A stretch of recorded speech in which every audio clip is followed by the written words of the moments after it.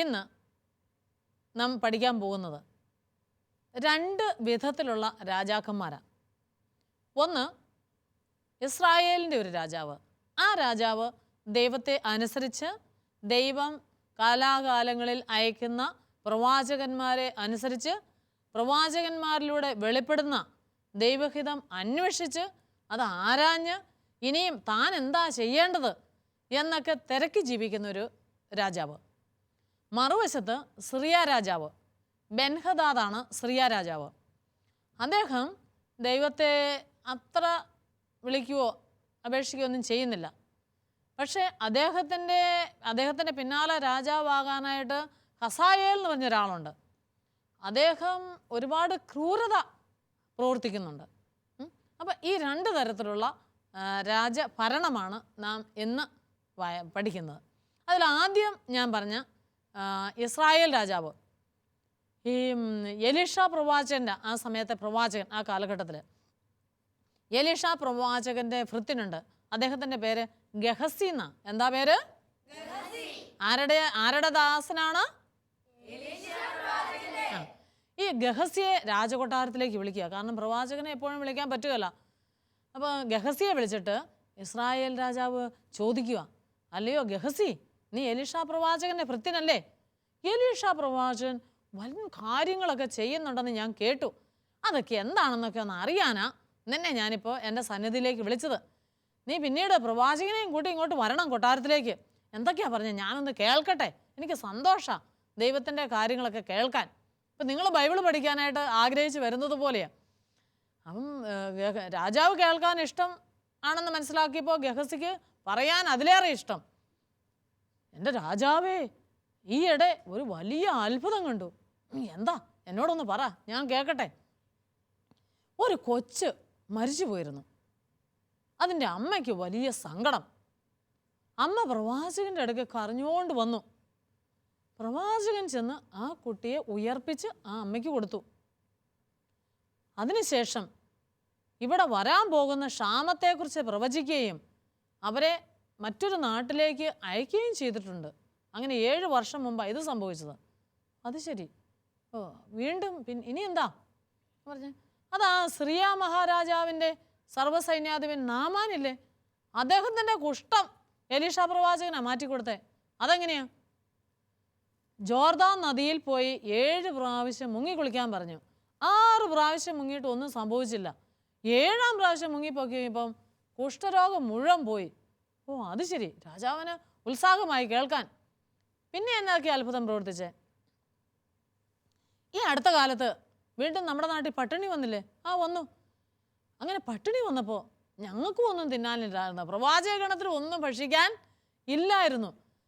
അങ്ങനെ ഒരു ദിവസം എലീഷ പ്രവാചകൻ ഞങ്ങളുടെ വിശപ്പൊക്കെ കണ്ട്, ഞങ്ങളുടെ ദുഃഖമൊക്കെ കണ്ട് ഞങ്ങളോട് പറഞ്ഞു, നിങ്ങളെല്ലാം വയലിലേക്ക് ചെല്ല്, അവിടെയുള്ള കായ്കനികളെല്ലാം പറിച്ചുകൊണ്ട് വന്ന് വലിയ പാത്രത്തിൽ അവിയലുണ്ടാക്കാൻ പറഞ്ഞു. ഞങ്ങൾ അങ്ങനെ ചെയ്തു. അങ്ങനെ അതിനകത്തൊരു വിഷക്കാ വന്നു. അതിനകത്ത് വിഷം പ്രവാചകൻ അത്ഭുതകരമായി ഒരല്പം മാവിട്ടപ്പോൾ അത് മാറ്റിക്കളഞ്ഞു. ഓ, അത് ശരി, അത് അത്ഭുതകരമാണല്ലോ. പിന്നെ എന്താ ചെയ്തേ? പറഞ്ഞു, ഈയിടെ ഞങ്ങളുടെ ഒരു പ്രവാചകന് കോടാലിയും കൊണ്ട് മരം വെട്ടുമായിരുന്നു. ആ കോടാലി വെള്ളത്തിൽ പോയി. എന്നിട്ടോ ഒരു കമ്പെടുത്തിട്ട് ആ കോടാലി അതാ തന്നെ പൊങ്ങി വന്നു. ഇങ്ങനെ എല്ലാ അത്ഭുതങ്ങളും പ്രവർത്തിക്കുന്നുണ്ടോ? എന്നാൽ ഇനി മറ്റൊരു അത്ഭുതമുണ്ട്. രാജാവിന് കേൾക്കാൻ ഉത്സാഹമായപ്പം ഗഹസിക്ക് പിന്നെയും പറയുക. പറഞ്ഞു, ഇനിയുണ്ടോ? ഇനിയുണ്ട്. അതെന്താ? അതെ, ഞങ്ങൾക്ക് പട്ടിണി മൂലം വന്നപ്പോൾ ഒരു അടുത്തുള്ള ഒരാൾ ഒരു 20 ബാർലിയപ്പം തന്നു. എന്നിട്ട് എന്നോട് പറഞ്ഞു, ഇതെല്ലാം വിളമ്പി കൊടുക്കാൻ പ്രവാചകണത്തിന്.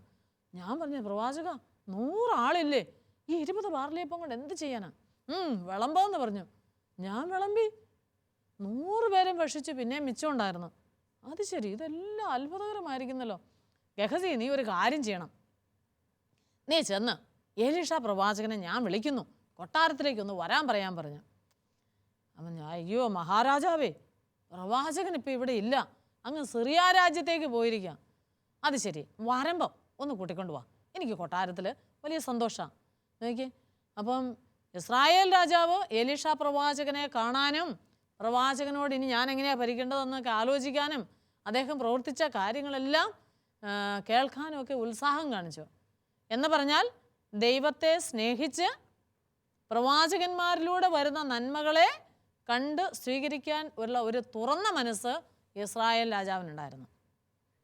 എന്നാൽ മറുവശത്ത് സിറിയ രാജാവ്, അപ്പോൾ എലീഷ പ്രവാചകൻ സിറിയ നാട്ടിലേക്ക് പോയിരിക്കുവാണല്ലോ, അവിടെ ചെന്നു എന്ന് ഈ സിറിയ രാജാവ് പറഞ്ഞു. അദ്ദേഹം രോഗത്താൽ കിടക്കുക, രോഗം മൂലം വിഷമിക്കുക. അദ്ദേഹത്തിൻ്റെ പിൻഗാമിയെ വിളിച്ചിട്ട് പറഞ്ഞു, ഹസായേൽ എന്ന് അദ്ദേഹത്തിൻ്റെ പേര്, ഹസായേലിനെ വിളിച്ച് ഈ ബെൻഹദാദ് രാജാവ് പറഞ്ഞു, നീ ഒരു കാര്യം ചെയ്യുക, എലീഷ പ്രവാചകൻ നമ്മുടെ നാട്ടിൽ സിറിയയിൽ വന്നിട്ടുണ്ടെന്ന് കേട്ടു, ഞാൻ ഈ രോഗത്തിൽ നിന്നും വിമുക്തനാകുമോ എന്നുള്ള ഒരു കാര്യം ആ പ്രവാചകനോടൊന്ന് ചെന്ന് ചോദിക്കാവോ എന്ന് ചോദിച്ചു. അപ്പം ഇദ്ദേഹം പറഞ്ഞു, ഞാൻ ചെല്ലാം, പക്ഷെ എന്താ സമ്മാനം കൊണ്ടുപോകണ്ടേ? ഒരു 40 ഒട്ടകങ്ങൾക്ക് എടുക്കാവുന്ന അത്രയും, അതായത് 40 ഒട്ടക ചുമട് സമ്മാനം കൊണ്ടുപോയിക്കോട്ടെ എന്നാണ് ചോദിച്ചത്. കൊണ്ടുപോയിക്കോളാൻ പറഞ്ഞു. അങ്ങനെ ഈ ഹസായേൽ 40 ഒട്ടക ചുമട് സാധനങ്ങൾ സമ്മാനമായിട്ട് എലീഷ പ്രവാചകൻ്റെ അടുക്കലേക്ക് പോവുകയാണ്. പ്രവാചകനോട് ഇതെല്ലാം പറഞ്ഞു. എന്നിട്ട് ചോദിച്ചു, അല്ലയോ പ്രവാചക, ഞങ്ങളുടെ രാജാവ് എൻ്റെ യജമാനൻ ബെൻഹദാദ് സൗഖ്യപ്പെടുവോ? ഇപ്പോൾ ഉള്ള ആ രോഗത്തിൽ നിന്ന് സുഖം പ്രാപിക്കുവോ എന്നൊന്ന് പറയാവോ? ദൈവം എന്താ അങ്ങയോട് പറയുന്നേ? ഇങ്ങനെ ഉത്തരം കേൾക്കാനായിട്ട് നോക്കി നിൽക്കുമ്പോൾ ഈ ഹസായേൽ കാണുന്നത് എലീഷ പ്രവാചകൻ്റെ കണ്ണുകൾ നിറഞ്ഞൊഴുകുന്നതാണ്. അദ്ദേഹം കരയുന്നതാണ് കാണുന്നത്. അപ്പോൾ ചോദിച്ചു, എന്താ പ്രവാചക അങ്ങ് കരയുന്നത്?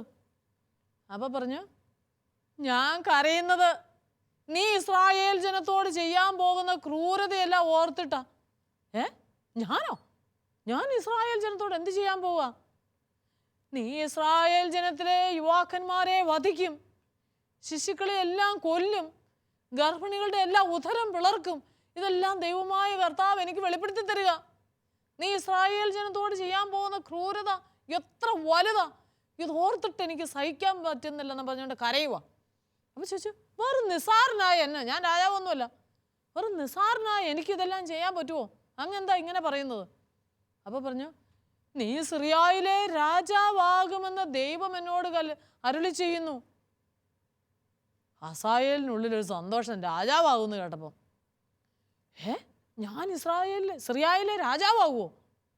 ഞാൻ സിറിയയിലെ രാജാവാകുമോ? അവന് ബാക്കിയൊന്നും അതെ, നീ സിറിയയിലെ രാജാവാകുകയും നീ ഇസ്രായേൽ ജനത്തോട് വളരെ ക്രൂരമായിട്ട് പെരുമാറുകയും ചെയ്യും.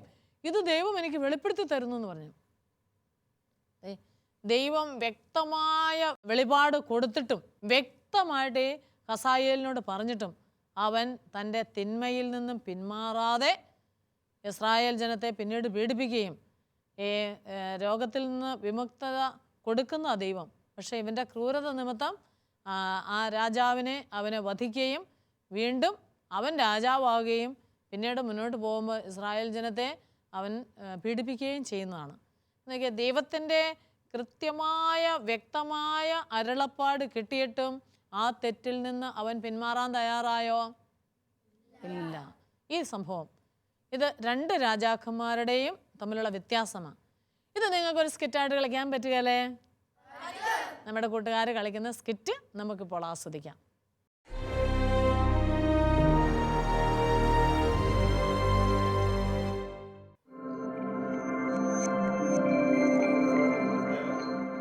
ആരുടെ? അടിയൻ മഹാരാജൻ എലീശ പ്രവാചകന്റെ ഭൃത്യൻ ഗഹസിയെ നമ്മുടെ മുൻപിൽ ഹാജരാക്കുക. ശരി മഹാരാജൻ.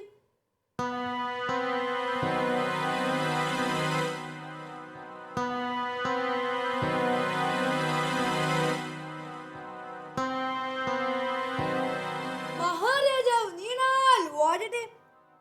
എലീശ പ്രവാചകന്റെ ഭൃത്യൻ ഗഹസിയെ അങ്ങയുടെ മുമ്പിൽ ഹാജരാക്കിയിരിക്കുന്നു. മഹാരാജാവ് നീണാൽ വാഴട്ടെ. മഹാരാജൻ നീണാൽ വാഴട്ടെ. ഗഹസി, നിന്റെ യജമാനൻ എലീശ പ്രവാചകൻ എന്തൊക്കെയോ വൻ കാര്യങ്ങൾ ചെയ്യുന്നതെന്ന് നാം അറിയുന്നു.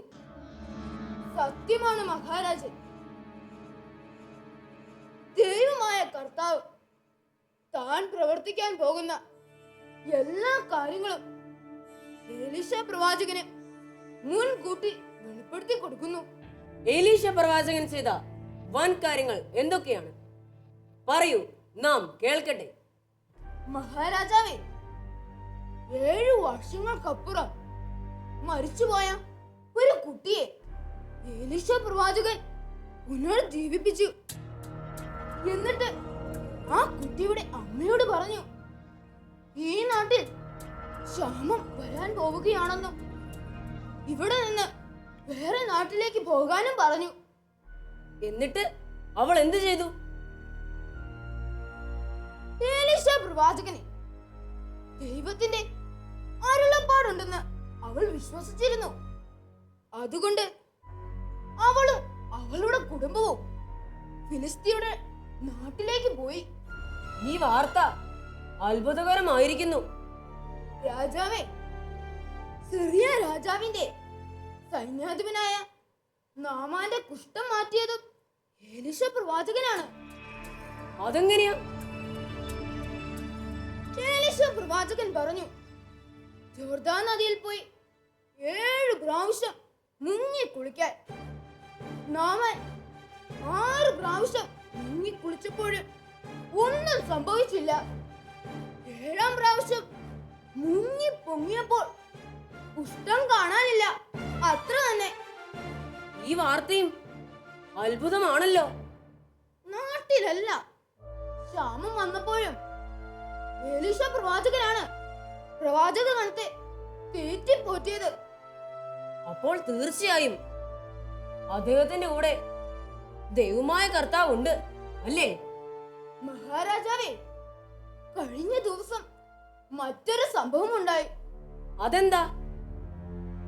പ്രവാചക ഗണത്തിലെ ഒരംഗം മരം വെട്ടുന്നവിടെ ആഴമുള്ള ജലത്തിലേക്ക് കോടാലി താഴെ പോയി.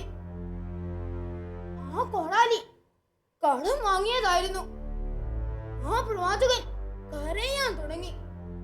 അപ്പോൾ എലീശ പ്രവാചകൻ ഒരു കമ്പെടുത്ത് വെള്ളത്തിലിട്ടു. കോടാലി തനിയെ പൊങ്ങി വന്നു. ഓഹോ! മറ്റൊരു സംഭവം കൂടി ഉണ്ടായി. അതെന്താ? പ്രവാചക ഗണം ക്ഷാമം മൂലം വിശന്നു വലഞ്ഞു.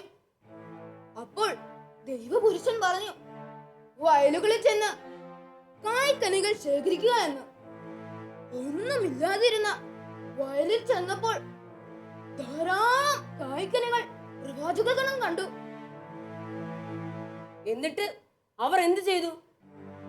അതെല്ലാം കൂട്ടി അവർ അവിയലുണ്ടാക്കി.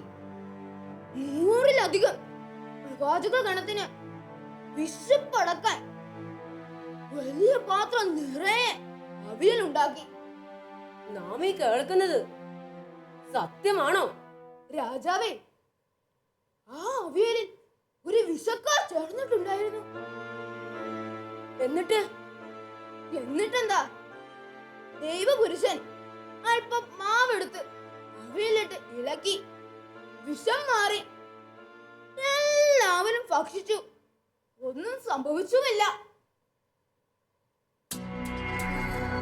മഹാരാജാവ് നീണാൽ വാഴട്ടെ. എന്തു വേണം? ഒരു സ്ത്രീയും കുട്ടിയും അങ്ങേ മുഖം കാണിക്കുവാൻ വന്നിരിക്കുന്നു. കടന്നു വരാൻ പറയൂ. ശരി മഹാരാജൻ.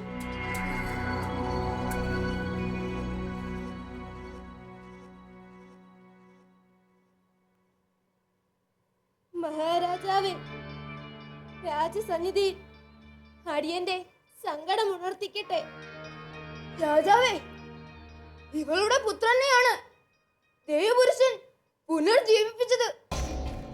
നാം ഈ കേൾക്കുന്നത് സത്യമാണോ? സത്യമാണ് മഹാരാജൻ. എന്റെ ഈ കുട്ടി മരിച്ചവനായിരുന്നു. ദൈവപുരുഷൻ അവനെ ഉയർപ്പിച്ചു. നാട്ടിൽ ക്ഷാമം വരുന്നതിനാൽ കുട്ടിയെയും കൊണ്ട് മറ്റെവിടെയെങ്കിലും പോയി താമസിക്കുക എന്നും ദൈവപുരുഷൻ എന്നോട് പറഞ്ഞു. അത് 7 വർഷം നീണ്ടു നിൽക്കുമത്രേ. അതുകൊണ്ട് കഴിഞ്ഞ 7 വർഷം ഞങ്ങൾ ഫിലിസ്തീയുടെ നാട്ടിലായിരുന്നു. ഈ വാർത്ത അത്ഭുതമാണല്ലോ. രാജാവേ, ദൈവമായ കർത്താവ് എലീശ പ്രവാചകനെ എല്ലാ കാര്യങ്ങളും മുൻകൂട്ടി വെളിപ്പെടുത്തി കൊടുക്കുന്നുണ്ട്. രാജസന്നിധിയിൽ എന്ത് സങ്കടമാണ് നിനക്ക് ഉണർത്തിക്കാനുള്ളത്?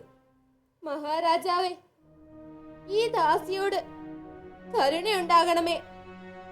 അടിയന്റെ വീടും ഭൂമിയും എനിക്ക് തിരികെ നൽകണമേ എന്ന് ഞാൻ അപേക്ഷിക്കുന്നു.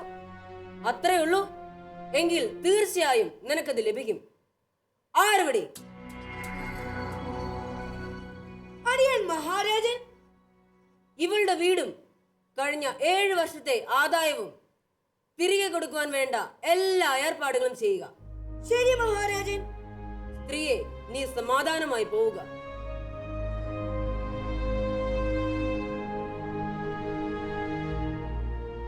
ഗഹസി, നീ എലീശ പ്രവാചകന്റെ ഭൃത്യനാണല്ലോ. അദ്ദേഹത്തെയും കൂട്ടി നീ എപ്പോഴാണ് ഈ കൊട്ടാരത്തിലോട്ട് വരുന്നത്? രാജാവേ, അദ്ദേഹം സിറിയയിലേക്ക് പോയിരിക്കുകയാണ്. ഏതാനും ദിവസം കഴിഞ്ഞ് മടങ്ങി വരൂ. അപ്പോൾ ഞങ്ങൾ കൊട്ടാരത്തിലേക്ക് വരാം. ശരി, എങ്കിൽ യാത്രയാവും. മഹാരാജൻ നീണാൾ വാഴട്ടെ.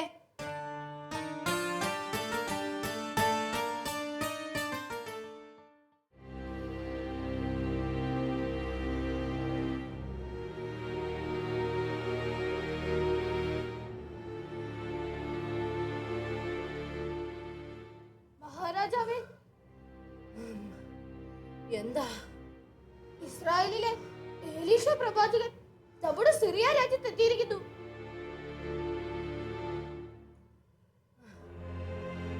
അദ്ദേഹമല്ലേ നമ്മുടെ സൈന്യാധിപനായ നാമാന്റെ കുഷ്ഠം സുഖപ്പെടുത്തിയത്?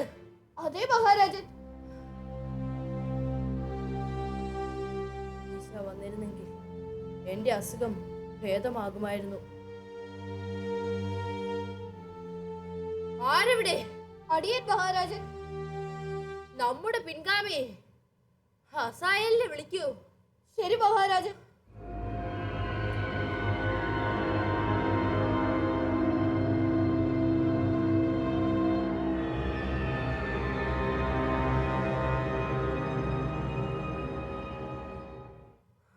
മഹാരാജൻ നീണാൾ വാഴട്ടെ. ഹസായേൽ, ഇസ്രായേലിലെ എലീശ പ്രവാചകൻ നമ്മുടെ നാട്ടിലേക്ക് വന്നിരിക്കുന്നു. നീ ഒരു സമ്മാനവുമായി ചെന്ന് അദ്ദേഹത്തിനോട്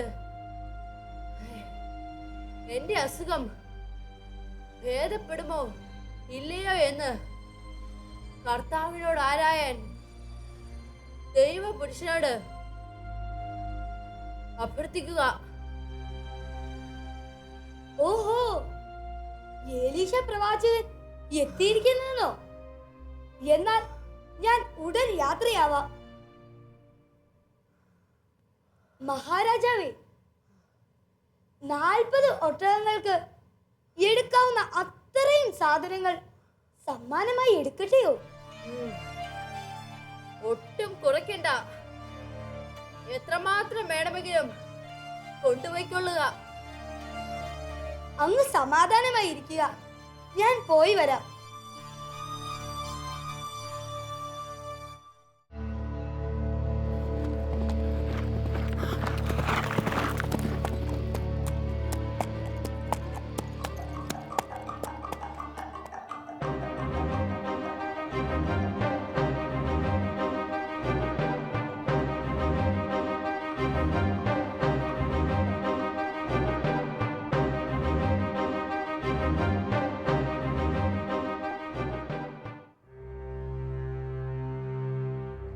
എലീശ പ്രവാചക, ഞാൻ ഹസായേൽ സിറിയ രാജാവിന്റെ കൊട്ടാരത്തിൽ നിന്ന് വരുന്നു.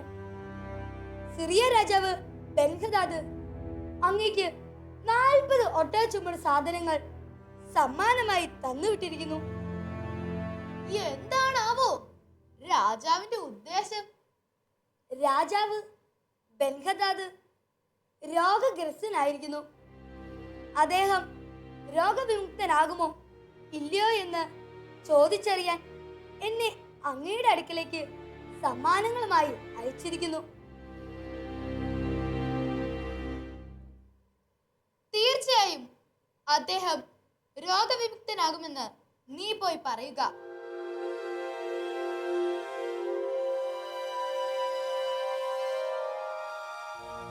എന്നാൽ അദ്ദേഹം നിശ്ചയമായി മരിക്കുമെന്ന് കർത്താവ് എനിക്ക് വെളിപ്പെടുത്തിയിരിക്കുന്നു.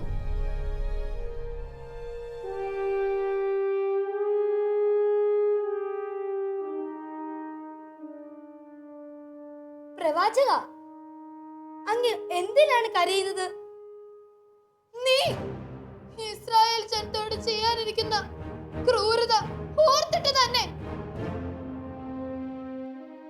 ഞാനോ? അതെ, നീ ഇസ്രായേലിന്റെ കോട്ടകൾക്ക് തീ വെക്കും. അവരുടെ യുവാക്കന്മാരെ വാളിന് ഇരയാക്കും. അവരുടെ പൈതങ്ങളെ അടിച്ചു കൊല്ലും. ഗർഭിണികളുടെ ഉദരം പിളർക്കുകയും ചെയ്യും.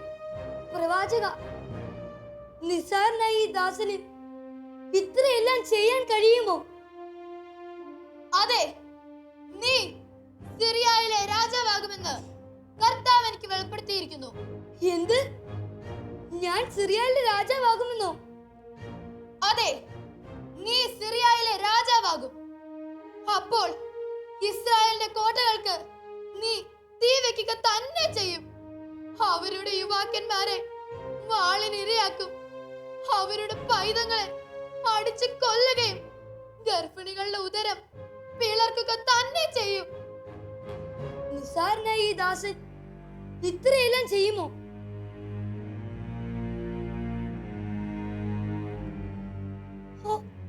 ഞാനപ്പോൾ സിറിയയിലെ രാജാവാകും. ബെൻഹദാദ് എത്രയും പെട്ടെന്ന് മരിച്ചിരുന്നെങ്കിൽ.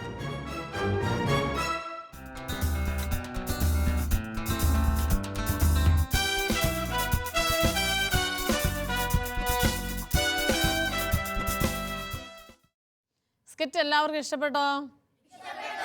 നമ്മുടെ കൂട്ടുകാരൻ നന്നായിട്ട് കളിച്ചല്ലേ? ഇവിടെ 2 രാജാക്കന്മാരോടും എലീഷ പ്രവാചകൻ കാര്യങ്ങൾ പറയുക അല്ലേ? അതിനകത്ത് ഒരു വ്യത്യാസമുള്ളത്, ആരാണ്, ഏത് രാജാവാണ് എലീഷ പ്രവാചകന്റെ സ്വരം ശ്രവിച്ചത്? ഏത് രാജാവാണ് എലീഷ പ്രവാചകന്റെ സ്വരം കേൾക്കാതിരുന്നത്? ഇതുപോലെ ഇന്നും ദൈവത്തിൻ്റെ കൽപ്പനകളൊക്കെ നമുക്ക് എല്ലാവർക്കും ലഭിക്കുന്നുണ്ടല്ലേ? സുവിശേഷം നമുക്ക് എല്ലാവർക്കും ലഭിക്കുന്നുണ്ടല്ലേ? പക്ഷേ ഏതാനും പേര് ഈശോയുടെ കൽപ്പനകൾ അനുസരിക്കും. മറ്റ് വിഭാഗം ആളുകൾ, കുറേ ആളുകൾ അത് അനുസരിക്കാതെ ജീവിക്കും. അന്നും ഇസ്രായേൽ ജനത്തിൻ്റെ കാലത്തും എലീഷ പ്രവാചകൻ ദൈവത്തിൻ്റെ അരുളപ്പാട് കൊടുക്കുമ്പോൾ കുറേ ആളുകൾ അത് സ്വീകരിക്കും, കുറേ ആളുകൾ അത് ധിക്കരിക്കും. അത് സ്വീകരിക്കുന്നവർക്ക് ദൈവത്തിൻ്റെ അനുഗ്രഹം കിട്ടും, ധിക്കരിക്കുന്നവർക്ക് അവർ ചെയ്യുന്ന പ്രവൃത്തിയുടെ ഫലം വളരെ മോശമായി അവർക്ക് അനുഭവപ്പെടുകയും ചെയ്യും. അപ്പോൾ ഇതൊക്കെ പഠിക്കുമ്പോൾ നമ്മളെന്താ ചെയ്യേണ്ടത്? ദൈവത്തിൻ്റെ സ്വരം എവിടെ നിന്നാണ് വരുന്നത്? നന്മയുടെ വഴിയിലൂടെ നടക്കുവാനും നന്മ ചെയ്യുവാനും ആളുകളെയൊക്കെ സ്നേഹിക്കുവാനും അങ്ങനെ നന്മയുടെ വ്യക്തികളായിട്ട് മാറുവാനും നമുക്ക് സാധിക്കണം. അപ്പോൾ ഇവിടെ കണ്ടോ, ഹസായേലിനോട് കൃത്യമായിട്ട് എലീഷ പ്രവാചകൻ പറഞ്ഞു, നീ രാജാവാകും. ആ സമയത്ത് നീ നന്മ ചെയ്യുന്നതിന് പകരം നീ തിന്മ ചെയ്യും. എന്നിട്ട് പോലും അവനതിൽ നിന്ന് മാറാൻ പറ്റിയോ? ഇല്ല.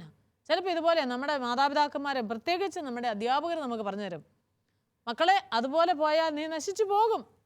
ഇപ്പോഴത്തെ കൊച്ചു സന്തോഷത്തിന് വേണ്ടി നാം അതിൻ്റെ പിന്നാലെ പോയി നാം നമ്മുടെ ജീവിതത്തെ തന്നെ നശിപ്പിക്കുക. അപ്പോൾ അങ്ങനെ വരരുത് എന്നാണ് ഇന്ന് ഈ ബൈബിൾ ഭാഗത്തൂടെ നമുക്ക് ദൈവം നൽകുന്ന ഉപദേശം. ഈ കൃപയ്ക്ക് വേണ്ടി നമുക്ക് പ്രാർത്ഥിക്കാവോ? നന്മ തിന്മകളെ തിരിച്ചറിയുവാനും അത് നമ്മുടെ മുതിർന്നവർ വഴി നമ്മളിലേക്ക് വരുമ്പോൾ നന്മയെ സ്വീകരിക്കുവാനും തിന്മയെ ഉപേക്ഷിക്കുവാനും. എന്ത് സ്വീകരിക്കണം? എന്ത് ഉപേക്ഷിക്കണം? ഇത് നിങ്ങളുടെ മനസ്സിലുണ്ടാവുമല്ലോ. ഇതിന് നിങ്ങൾ എപ്പോഴും ശ്രദ്ധിച്ചിരിക്കുവോ? എന്നാൽ ഇതിൻ്റെ കൃപയ്ക്ക് വേണ്ടി നമുക്ക് പ്രാർത്ഥിക്കാം അല്ലേ? സ്നേഹനാഥനായ ഈശോയെ, അങ്ങേ ഞങ്ങൾ ആരാധിക്കുന്നു, സ്തുതിക്കുന്നു, മഹത്വപ്പെടുത്തുന്നു. എൻ്റെ ഈശോയെ, നന്മയെ സ്വീകരിക്കുവാനും തിന്മയെ ഉപേക്ഷിക്കുവാനും വേണ്ട ധൈര്യം ഞങ്ങൾക്ക് നൽകണമേ. ചീത്ത കൂട്ടുകാർ വഴി ചീത്ത കാര്യങ്ങൾ ഞങ്ങളുടെ ജീവിതത്തിലേക്ക് കടന്നു വരുമ്പോൾ ഈശോനാഥ, അത് ചീത്തയാണെന്ന് തിരിച്ചറിയുവാനും അവരോട് ഞങ്ങൾക്ക് വേണ്ട, എനിക്കത് വേണ്ട, ഞാൻ നിൻ്റെ കൂടെ കൂടുന്നില്ല എന്ന് പറഞ്ഞ് തിന്മയെ അകറ്റി നിർത്തുവാൻ വേണ്ട നല്ല ധൈര്യം ഞങ്ങൾക്ക് നൽകണമേ. പരിശുദ്ധാത്മാവായ ദൈവമേ, വലിയ ധൈര്യം ഞങ്ങൾക്ക് നൽകണമേ. തിന്മയെ ഉപേക്ഷിക്കുവാൻ വേണ്ട ധൈര്യം നൽകണമേ. നന്മയെ സ്വീകരിക്കുവാൻ വേണ്ട കൃപ ഞങ്ങൾക്ക് നൽകണമേ. പരിശുദ്ധ അമ്മേ മാതാവേ, ഞങ്ങളെപ്പോഴും കാത്തുകൊള്ളണമേ. ഞങ്ങളുടെ ജീവിതയാത്രയിൽ തിന്മയുടെ വഴികൾ, സാത്താൻ്റെ പ്രേരണകൾ, അതിനൊക്കെ ഞങ്ങൾ അടിമപ്പെടാതിരിക്കുവാനായിട്ട് പരിശുദ്ധ അമ്മേ, അമ്മയുടെ നീല കാപ്പയ്ക്കുള്ളിൽ എപ്പോഴും ഞങ്ങളെ സംരക്ഷിച്ച് കാത്തുകൊള്ളണമേ. സ്വർഗത്തിലെ എല്ലാ വിശുദ്ധരെ തിന്മയുടെ ശക്തികളിൽ നിന്ന് ഞങ്ങളെ സംരക്ഷിക്കുവാൻ ഞങ്ങൾക്ക് വേണ്ടി എപ്പോഴും ഈശോയുടെ മാധ്യസ്ഥ അപേക്ഷിക്കണമേ എന്ന് ഞങ്ങൾ പ്രാർത്ഥിക്കുന്നു. അമ്മേ മാതാവേ, അമ്മയുടെ വലിയ സഹായം ഞങ്ങൾക്കുണ്ടാകണമേ എന്ന് ഞങ്ങൾ പ്രാർത്ഥിക്കുന്നു. നന്മ നിറഞ്ഞ മറിയമേ സ്വസ്തി, കർത്താവ് അങ്ങയുടെ കൂടെ സ്ത്രീകളിൽ അങ്ങ് അനുഗ്രഹിക്കപ്പെട്ടവളാകുന്നു. അങ്ങയുടെ ഉദരത്തിൽ ഫലമായി ഈശോ അനുഗ്രഹിക്കപ്പെട്ടവനാകുന്നു.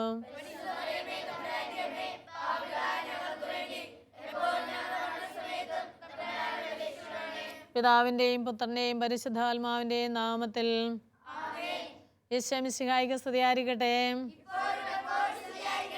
പരസ്പരം സ്തുതി ചൊല്ലി നമുക്ക് വീടുകളിലേക്ക് പോകാം.